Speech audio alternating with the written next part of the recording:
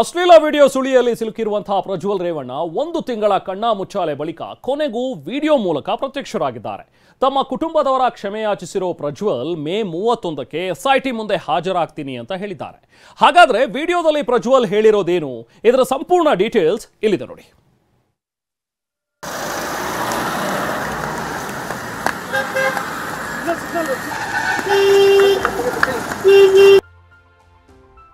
ಮೂವತ್ತೊಂದು ದಿನದ ಬಳಿಕ ಸಂಸದ ಪ್ರಜ್ವಲ್ ರೇವಣ್ಣ ಪ್ರತ್ಯಕ್ಷ.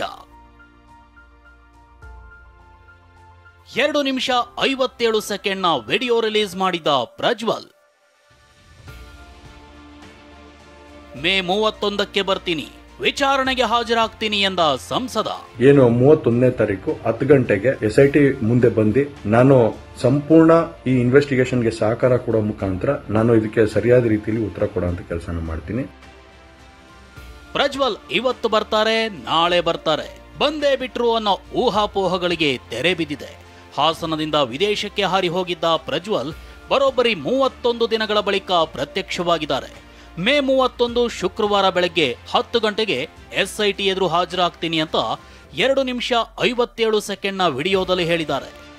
ನಾನೇ ಖುದ್ದಾಗಿ ಶುಕ್ರವಾರ ಏನು 31ನೇ ತಾರೀಕು 10 ಗಂಟೆಗೆ ಎಸ್ಐಟಿ ಮುಖಾಂತರ ಎಸ್ಐಟಿ ಮುಂದೆ ಬಂದು ನಾನು ಸಂಪೂರ್ಣ ಈ ಇನ್ವೆಸ್ಟಿಗೇಷನ್ಗೆ ಸಹಕಾರ ಕೊಡೋ ಮುಖಾಂತರ ನಾನು ಇದಕ್ಕೆ ಸರಿಯಾದ ರೀತಿಯಲ್ಲಿ ಉತ್ತರ ಕೊಡುವಂತ ಕೆಲಸನ ಮಾಡ್ತೀನಿ. 31ನೇ ತಾರೀಕು ಶುಕ್ರವಾರ ನಾನು ಎಸ್ಐಟಿ ಮುಂದೆ ಬರ್ತೀನಿ. ಬಂದ ನಂತರ ನಾನು ಇದಕ್ಕೆಲ್ಲದಕ್ಕೂ ಕೂಡ ಈ ಒಂದು ಇದಕ್ಕೆ ತಡೆ ಹಿಡಿಯುವಂತ ಕೆಲಸನ ಮಾಡ್ತೀನಿ. ಭೂಗತವಾಗಿರೋ ಪ್ರಜ್ವಲ್ ಅಜ್ಞಾತ ಸ್ಥಳದಿಂದ ವಿಡಿಯೋ ರಿಲೀಸ್. 3 ಕೇಸ್ ದಾಖಲಾದ್ರೂ ಪ್ರಜ್ವಲ್ ಪತ್ತೆ ಇರಲಿಲ್ಲ. ನೋಟಿಸ್ ಮೇಲೆ ನೋಟಿಸ್ ಕೊಟ್ಟರು ಕ್ಯಾರೆ ಅಂದಿರಲಿಲ್ಲ. Lookout notice, blue corner notice, show cause notice ಕೊಟ್ಟರು ಪ್ರಜ್ವಲ್ನ ಸುಳಿವೇ ಇರಲಿಲ್ಲ. ಕಳೆದೊಂದು ತಿಂಗಳಿಂದ ಟಿಕೆಟ್ ಬುಕ್ ಮಾಡಿ ನಂತರ ಕ್ಯಾನ್ಸಲ್ ಮಾಡಿ ಎಸ್ಐಟಿಗೆ ಚಳ್ಳೆ ಹಣ್ಣು ತಿನ್ನಿಸ್ತಿದ್ದ ಪ್ರಜ್ವಲ್ ಕೊನೆಗೂ ಪ್ರತ್ಯಕ್ಷವಾಗಿದ್ದಾರೆ. ಭೂಗತವಾಗಿರೋ ಪ್ರಜ್ವಲ್ ಅಜ್ಞಾತ ಸ್ಥಳದಿಂದ ವಿಡಿಯೋ ರಿಲೀಸ್ ಮಾಡಿದ್ದಾರೆ. ವಿಡಿಯೋದಲ್ಲಿ ಕ್ಷಮೆ, ಸ್ಪಷ್ಟನೆ, ಪಿತೂರಿ ಬಗ್ಗೆ ಮಾತಾಡಿದ್ದಾರೆ. ಪ್ರಜ್ವಲ್ ವಿಡಿಯೋದಲ್ಲಿ ಏನೆಲ್ಲ ಹೇಳಿದ್ದಾರೆಂಬ ಕಂಪ್ಲೀಟ್ ಮಾಹಿತಿಯನ್ನ ಎಳೆ ಎಳೆಯಾಗಿ ತೋರಿಸ್ತೀವಿ ನೋಡಿ.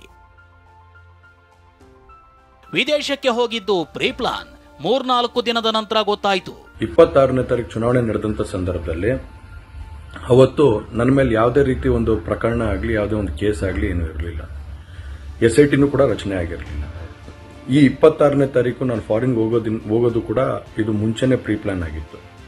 ಹಾಗಾಗಿ ನಾನು ಫಾರಿನ್ ಹೊರಟಾದ ಮೇಲೆ 3-4 ದಿನದ ನಂತರ ನಾನು ಯೂಟ್ಯೂಬ್ ನೋಡುವಂಥ ಸಂದರ್ಭದಲ್ಲಿ, ನ್ಯೂಸ್ ಚಾನೆಲ್ ನೋಡುವಂಥ ಸಂದರ್ಭದಲ್ಲಿ ನನಗೆ ಈ ಮಾಹಿತಿ ದೊರಕುವಂಥ ಕೆಲಸ ಆಯಿತು. ರಾಹುಲ್ ಗಾಂಧಿ ಸೇರಿ ಕಾಂಗ್ರೆಸ್ ನಾಯಕರಿಂದ ಪಿತೂರಿ. प्रज्वल रमन्ना 400 महिलाओं का रेप करता है.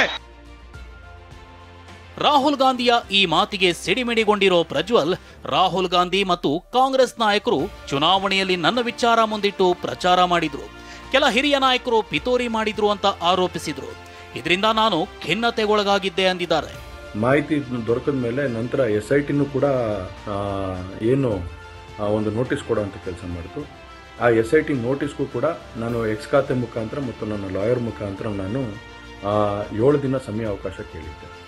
7 ದಿನ ಸಮಯ ಅವಕಾಶ ಕೇಳದ ಮೇಲೆ ಕೂಡ ಅದು ಮಾರನೇ ದಿನನೇ ಏನು ಕಾಂಗ್ರೆಸ್ಸಿನ ಹಿರಿಯ ನಾಯಕರಾದಂಥ ರಾಹುಲ್ ಗಾಂಧಿ ಅವರು ಮತ್ತು ಹಾಗೂ ಎಲ್ಲ ಹಿರಿಯ ನಾಯಕರುಗಳು ಏನು ಓಪನ್ ವೇದಿಕೆಗಳಲ್ಲಿ ಈ ಒಂದು ವಿಚಾರಗಳನ್ನ ಪ್ರಚಾರ ಮಾಡೋದಕ್ಕೆ ಪ್ರಾರಂಭ ಮಾಡಿದ್ರು, ಚರ್ಚೆ ಮಾಡೋದಕ್ಕೆ ಪ್ರಾರಂಭ ಮಾಡಿದ್ರು, ಒಂದು ರಾಜಕೀಯದ ಪಿತೂರಿ ಮಾಡೋವಂಥ ಕೆಲಸನ ಮಾಡಿದ್ರು. ಇದೆಲ್ಲ ನೋಡಿದಂಥ ಸಂದರ್ಭದಲ್ಲಿ ನಾನು ಡಿಪ್ರೆಷನ್ಗೆ ಹೋಗುವಂಥ ಕೆಲಸ ಆಯಿತು, ಐಸೋಲೇಷನ್ಗೆ ಹೋಗುವಂಥ ಕೆಲಸ ಮಾಡಿಕೊಂಡೆ. ನನ್ನ ಕುಗ್ಗಿಸಲು ಹಾಸನದ ಶಕ್ತಿಗಳಿಂದ ಪಿತೂರಿ.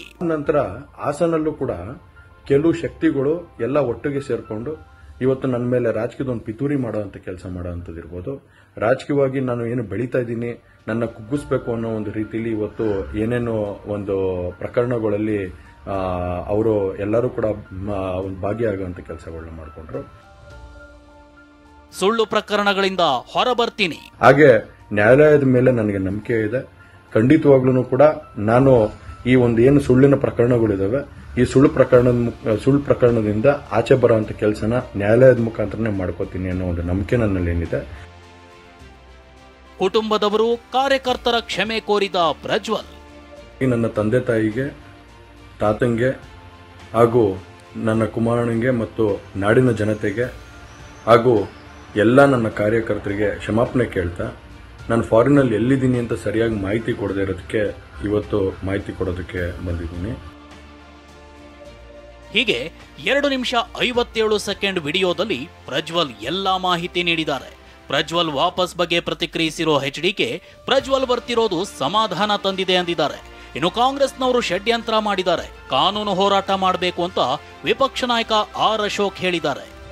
ಒಂದು ಮನವಿಯನ್ನು ಮಾಡಿದ್ದು, ಅದಕ್ಕೆ ಹೋಗೊಟ್ಟು ಬರ್ತಾ ಇರ್ತಕ್ಕಂಥದ್ದಕ್ಕೆ ಇವತ್ತು ನಮಗೂ ಸ್ವಲ್ಪ ಸಮಾಧಾನ ಇದೆ.